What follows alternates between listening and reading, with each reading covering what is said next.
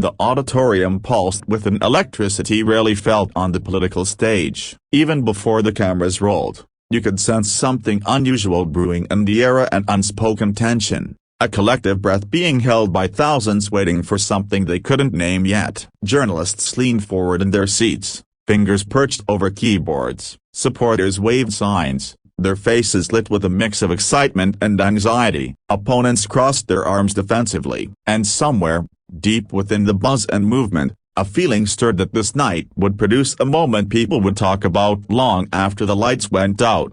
Then the stage lights tightened into crisp beams, framing the candidates. The moderator's voice broke through the air. Next question comes from Senator Bernie Sanders. A hush rolled through the crowd. Bernie Sanders stepped toward the microphone with the careful but powerful stride of a man who had stood on political stages for decades. His expression was calm but intense enough to silence any lingering whispers. Every camera in the room pivoted toward him, fully aware that he was not a man who wasted words. He inhaled deeply. "Mr. Kennedy," he began, his voice steady, carrying over the audience. "There are many who say your positions shift, maybe not dramatically, but enough to raise questions. They wonder whether your convictions are firm or whether they bend to political convenience." He paused, letting the weight of the question grow. "So I'll ask you plainly, how can the American people trust your integrity?" The room froze. It wasn't just a question. It was a challenge, a direct, surgical strike into the heart of Kennedy's identity as a candidate. Supporters tensed, opponents smirked with anticipation. Even the moderators seemed to stop moving. Kennedy stepped forward, but not with the typical politician's forced confidence. He walked slowly, intentionally, as though he were approaching not a podium, but a moment that demanded truth more than performance. He rested his hands lightly on the edges of the podium and looked at Sanders, not with anger, but with an expression that felt strangely tender.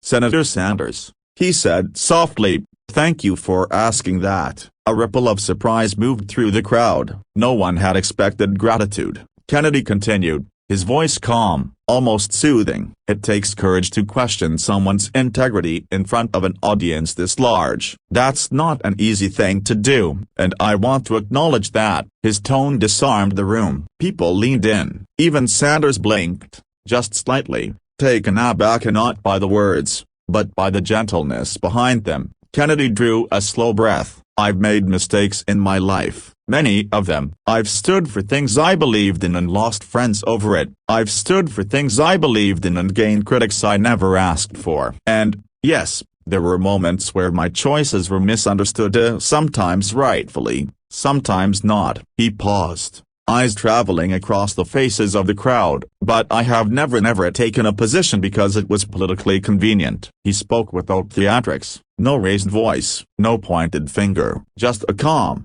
vulnerable truth that seemed to bypass the political noise and land somewhere deeper. "My beliefs," he said, "come from personal struggle, my family's history, my own failures, the people I've met in rural towns and crowded cities, the stories of families who feel unseen." Integrity, to me, isn't about perfection. It's about commitment. It's about showing up even when you're wrong, even when it's hard, even when no one is watching. A quiet, emotional hum filled the room like a collective exhale. His words, so unguarded, connected with something human in the audience. "And I can't promise to always choose the easy path," he continued, "but I can promise I will always choose the honest one." The silence that followed was thick, almost sacred. Then came a sound as soft at first, one person clapping, then another, and another, until the hall erupted in applause that swept like a wave across the auditorium, rising, swelling, transforming the entire space. People stood, people cheered, a few cried, not because he had delivered a clever political comeback but because he had broken the cycle of hostility they had come to expect. Bernie Sanders looked at Kennedy for a long moment. Then he nodded, not in surrender, but in respect. It was clear he recognized the authenticity of what had just been said. The moderator tried to move on, but the applause refused to die down. It wasn't political, it was personal. A woman in the front row wiped a tear from her cheek. A man near the back, who had entered the hall skeptical and hardened, found himself unexpectedly touched by the sincerity he had witnessed. Even the journalists so trained to remain objective felt the emotional gravity of the moment tugging at them. As the debate progressed, the atmosphere remained shifted. Something in the hall had softened. Arguments that followed felt more grounded, more thoughtful. A sense of humanity rare in political arenas had bloomed. Later, as people spilled out into the night air, replaying the exchange in excited conversations, something remarkable had happened.